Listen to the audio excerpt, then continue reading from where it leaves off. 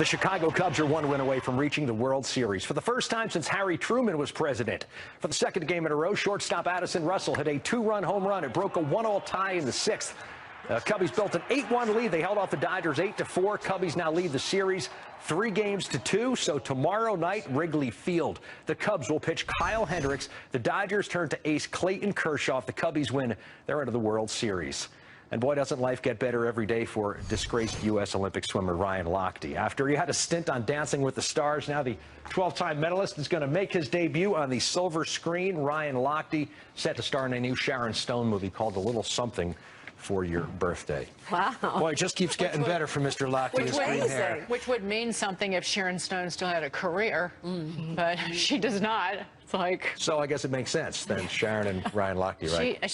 She still looks good, but she just doesn't. But what about him? I mean, isn't that interesting that he has this issue and then he gets a movie role? We actually did an A block on Bulls and Bears on Saturday morning about Ryan Lochte, when all that went down with the Rio Olympics, about with the endorsement deals disappearing and whether he would make a comeback or not. That was actually our A block. That he would make a comeback in Hollywood? Well, a lot of people dismissed, you know, what might happen in his career, and like his career's over, nobody's ever going to hire him again. He's shown innate talent for telling a tale. Also, he's cute.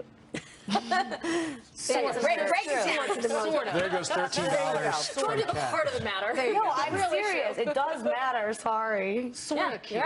Not that cute. The NFL ratings, something that people really haven't been talking about. We keep talking, is it the election, is it the protest? Something that I've yet to hear is I wonder about fantasy football. We watch the games differently now than we used to. We have less time. We have more options at our fingertips on our phones. Watching on Twitter. Fantasy football makes fans care about one player on this team, another player on this team, another player on this team. It's no longer just let me sit down and watch my team for 3 hours. And I think that may weigh in. Yeah, I think the election is also really quickly is part of it. Like last night, I would have normally watched that game, but what am I watching? Maria Bartiromo at the Al Smith dinner. I mean, exactly. The star.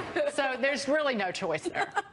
By the way, oh my God. Maria, World Series Game 3 with the Cubs, if they were to host that, if they win, the cheapest ticket to get in, standing room only for the Cubs, is over $1,900. Wow. No way. Yes, wow. over $1,900. That would be if the Cubbies host Game 3. And you see the prices for Game 1 Tuesday in Cleveland. Cheapest ticket to get in is $745. I hope it's Cubs, Indians. I'm really hoping for that. Go I hope Chicago. So too.